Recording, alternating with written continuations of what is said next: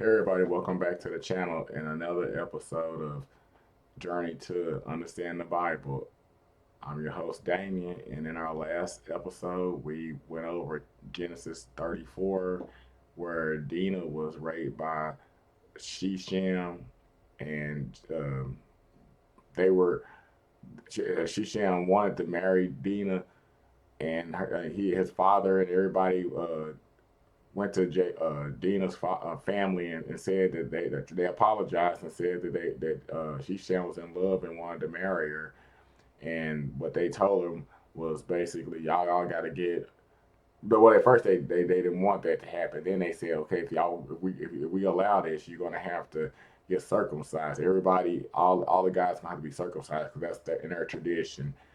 And once they did, they were like weak because they had been circumcised, and then Dina's brothers came in and killed everybody. Well, killed all the men, and then it took all the women and children and made them, I guess, slaves or servants or whatnot. And that was pretty much their revenge for their sister. How they avenged their sister's rapist by killing all the men, killing Shishim, his dad, and everybody, all the guys after they got circumcised. So now we're going to get into Genesis 35, Jacob's return to Bethel. Then God said to Jacob, get ready to move to Bethel and settle there. Build an altar there to the God who appeared to you when you fled from your brother Ishmael. So Jacob told everyone in his household, get rid of all your pagan idols, purify yourself, and put on clean clothing. We are now going to Bethel, where I will build an altar to God, who answered my prayers when I was in distress. He has been with me wherever I have gone. So they gave Jacob all their pagan idols and earrings, and he buried them under a great tree near Shechem. As they set out, a terror from God spread over the people in all the towns of that area, so no one attacked Jacob's family. Eventually, Jacob and his household arrived at Luz, also called Bethel, in Canaan.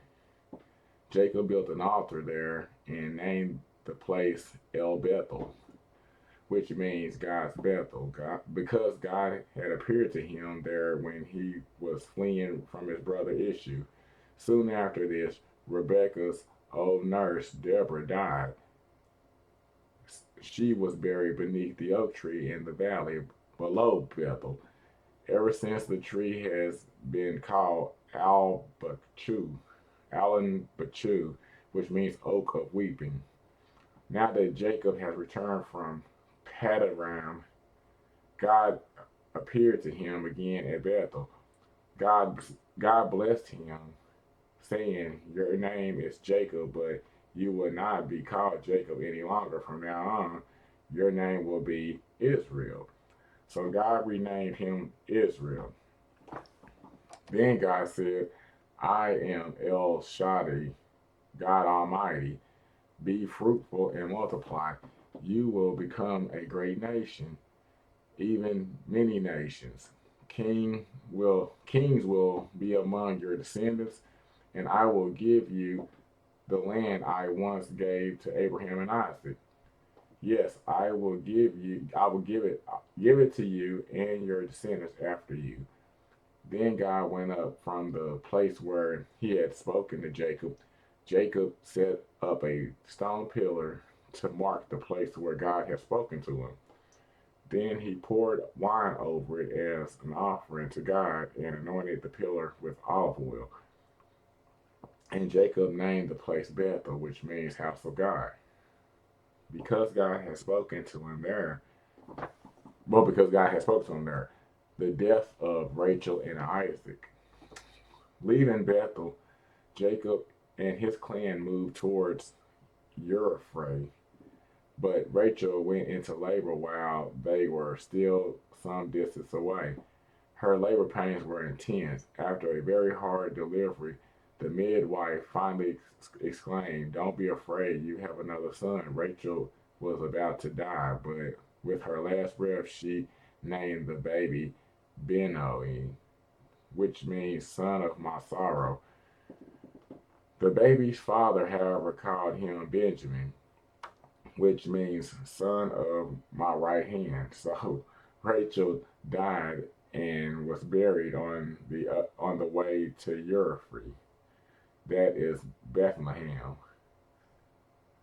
Jacob set up a stone monument over Rachel's grave, and it can be seen there to this day.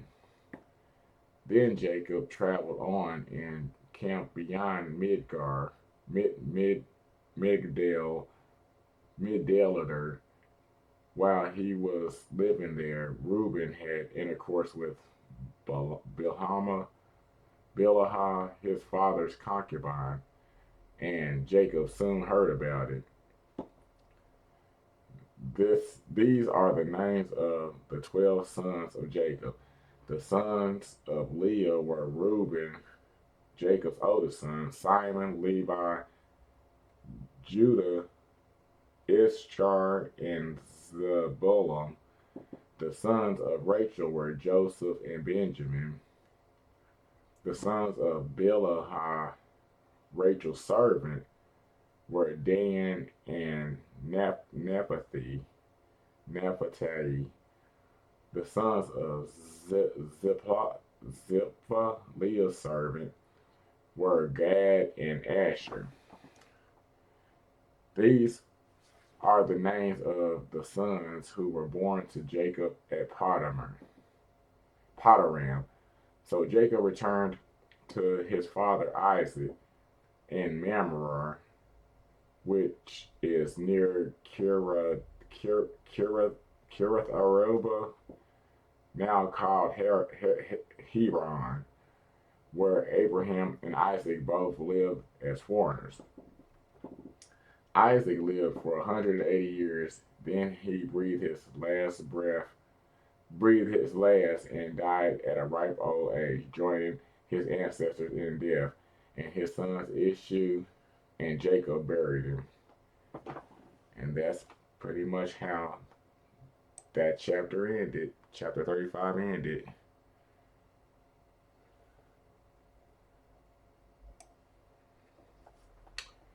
And so, as a recap, Jacob returned to Bethel, and because God told him to pack up and move again, and then one of his sons ended up sleeping with his concubine, and basically it went into how how everybody just got old and died. Like his Rachel ended up giving birth to her last kid and passed away, and they buried her. They didn't really say anything about Leah other than what kids she had.